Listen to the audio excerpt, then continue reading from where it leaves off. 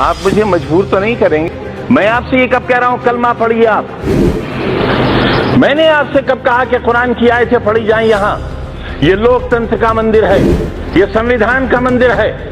जो चाहे कहे, अगर मैं कहूं तो आप रोक नहीं सकते और मैं न कहूं तो आप मुझसे जबरदस्ती नहीं कर सकते। और अगर आप जबरदस्ती कर सकते हैं तो कहिए, आप कहिए कि जबरदस्ती कहना होगा। 47 में बंटवारे के वक्त हमें हक था पाकिस्तान जाने का, आपको नहीं था। हमें हक था, लेकिन हमारे अजदाद ने यह तय किया कि यह वतन हमारा है। हमारे अजदाद की कब्रें हैं यहाँ, हमारे बुजुर्गों के मज़ारात हैं यहाँ। जामा मस्जिद है दिल्ली की, ताजमहल है, किले हैं, हमारे बुजुर्गों की यादें हैं, और यही आज धरोहर है हमारे भारत की। वही लोग गद्दार हो गए, उन्हीं का नाम लेकर सड़कों पर मारा जाने लगा। हम अपनी मर्जी से रुके थे, हमें किसी ने जबरदस्ती नहीं रोका था। जो अपनी मर्जी से रुके उनके लिए आज ही सदन में यह कहा गया कि जो वंदे मातरम नहीं कहेगा उसे भारत में रहने का अधिकार नहीं होगा। अगर संविधान में कहीं किसी मजहबी किताब का कोई श्लोक, कोई आयत पढ़ने के लिए कहा गया हो, मैं सबसे पहला व्यक्ति होऊंगा जो इस हुक्म पर नतमस्तक करूंगा। मानो संविधान को। मैं भी यही कह रहा हूं, हमें संविधान को मानना चाहिए। और जो लोग संविधान को नहीं मानेंगे वो देश के साथ अच्छा नहीं करेंगे, क्योंकि ये देश बहरहाल सबका है। 47 में बंटवारे के वक्त हमें हक था पाकिस्तान जाने का, आपको नहीं था। हमें हक था, लेकिन हमारे अजदाद ने यह तय किया कि यह वतन हमारा है। हमारे अजदाद की कब्रें हैं यहाँ, हमारे बुजुर्गों के मज़ारात हैं यहाँ। जामा मस्जिद है दिल्ली की, ताजमहल है, किले हैं, हमारे बुजुर्गों की यादें हैं, और यही आज धरोहर है हमारे भारत की। वही लोग गद्दार हो गए, उन्हीं का नाम लेकर सड़कों पर मारा जाने लगा। हम अपनी मर्जी से रुके थे, हमें किसी ने जबरदस्ती नहीं रोका था।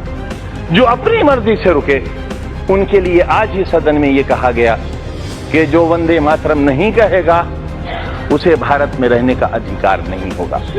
बहस वंदे मातरम की नहीं है। मेरी बात तो सुन लें आप, मेरी बात सुन लें, हो सकता है आपको शर्मिंदगी हो। बात वंदे मातरम की नहीं है मान्यवर।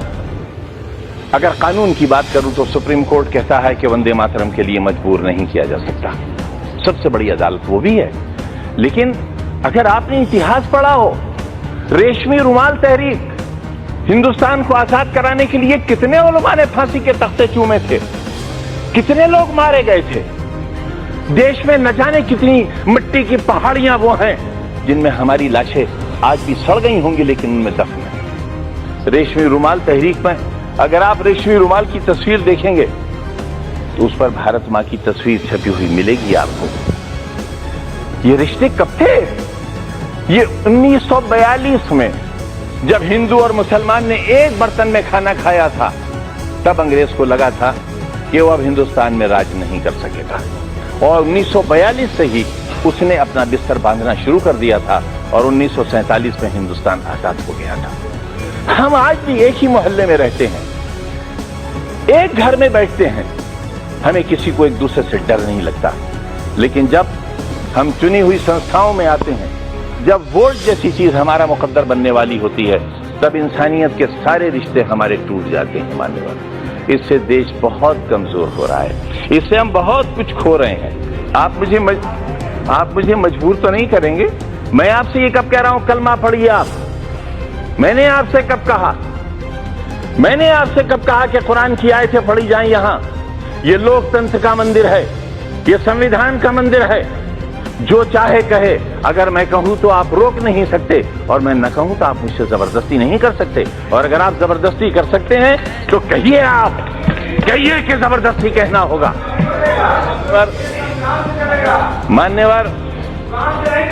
मान्यवर संविधान से चलेगा, यही तो हम भी चाहते हैं, यही हम चाहते हैं। अगर संविधान में कहीं किसी मजहबी किताब का कोई श्लोक, कोई आयत पढ़ने के लिए कहा गया हो, मैं सबसे पहला व्यक्ति होऊंगा जो इस हुक्म पर नतमस्तक करूंगा। मानो संविधान को। मैं भी यही कह रहा हूं, हमें संविधान को मानना चाहिए। और जो लोग संविधान को नहीं मानेंगे वो देश के साथ अच्छा नहीं करेंगे, क्योंकि ये देश बहरहाल सबका है। پورا جسم ہاتھوں سے بنا ہوا نہیں ہے، پورا جسم پیروں سے بنا ہوا نہیں ہے. شریر کا ایک حصہ ختم کر دیا جائے انسان نہیں رہ جائے گا. ہندوستان ایک بہترین انسان ہے، اسے بہترین انسان بنا رہنے دیا جانا چاہیے. یہ کہنا چاہتا ہوں میں.